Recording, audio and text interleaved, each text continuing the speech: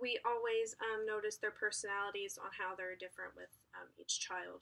Um, we also give support to the parents. We have parenting bulletin boards where we show things that they can be involved in, and we give the parents some time off, like we work later on Friday nights, so parents can go have a date night, have a stress-free, because being a parent is not easy.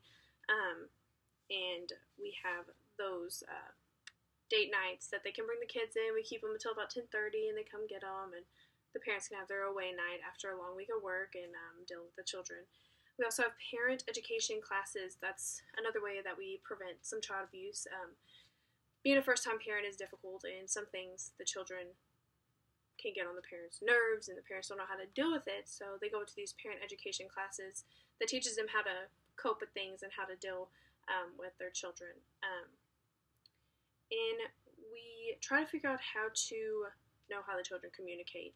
So if the children communicate rather outgoing and they talk to us, we know how that's how they talk to us. And you learn the signs of child abuse.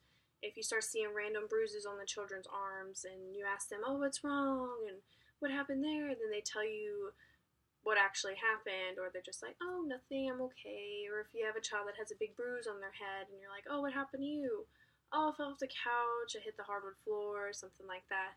That does happen often with younger children. They do fall off and hit their heads. And at my job, if we see a random bruise on their forehead and it's like protruding and it's a little out there, we do have to call the parents and be like, hi, you have to get this checked by the doctor because we don't know what happened to his head. We have to have a doctor's report before he can come back into the facility. And another way on how to prevent child abuse is know your reporting point of contact, which is, for us on a military base, our reporting point of contact, like I said before, was DCPS, which is the Child Protective Services, and are also military police. We have to contact them both and file 2 reports with each of them to whenever we see signs of abuse and that we think abuse is going on in the household.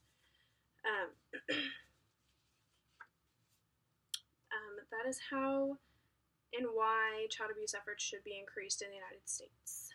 Thank you.